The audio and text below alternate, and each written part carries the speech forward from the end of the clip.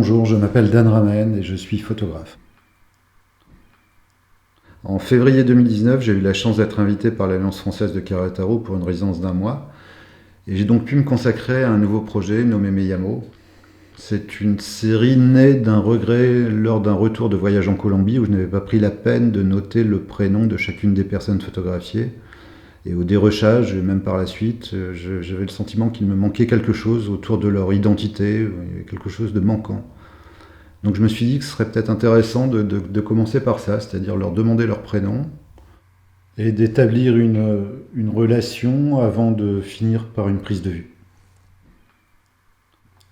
Si j'ai choisi cette image, c'est surtout parce qu'elle symbolise pour moi le début du travail dans les rues de Querétaro.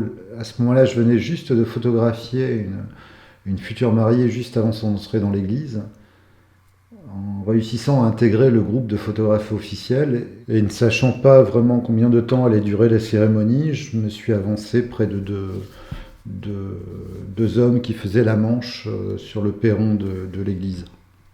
Et là, un des deux ne voulait absolument pas se faire photographier, mais je sentais que malgré tout, ma présence ne le rendait pas vraiment agressif. Au contraire, ça prenait la forme d'un jeu.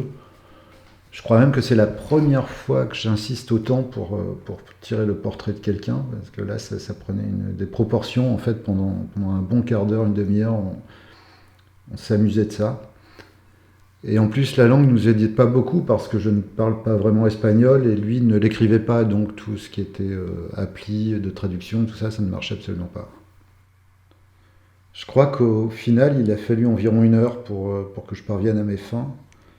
Et même s'il cachait son visage, ses mains tatouées me convenaient parfaitement.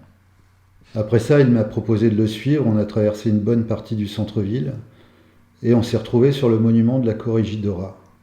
C'est là que cette photo a été prise. Je crois que c'est vraiment assis sur la dernière marche que j'ai vraiment compris ce qu'on venait faire là. C'est-à-dire qu'il me proposait son point de vue sur la ville. Et on est resté ensemble pendant plus d'1 heure sans échanger ni dans sa langue ni dans la mienne, mais en partageant tout le reste. Pendant le mois qui a suivi, j'ai arpenté les rues de Querétaro et bizarrement, je le croisais régulièrement dans des endroits complètement différents à chaque fois. Pas toujours en bonne santé d'ailleurs. Une nuit en rentrant chez moi, j'ai même eu droit à un contrôle de police, certainement parce que j'étais en sa compagnie. On se croisait environ tous les 3 ou 4 jours.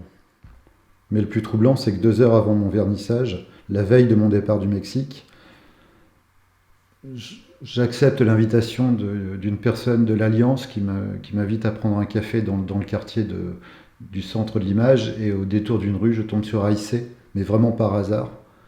Ce qui nous a permis de nous dire au revoir une fois pour toutes, et ce jour-là, il a accepté enfin de se laisser prendre en photo, sans se cacher le visage.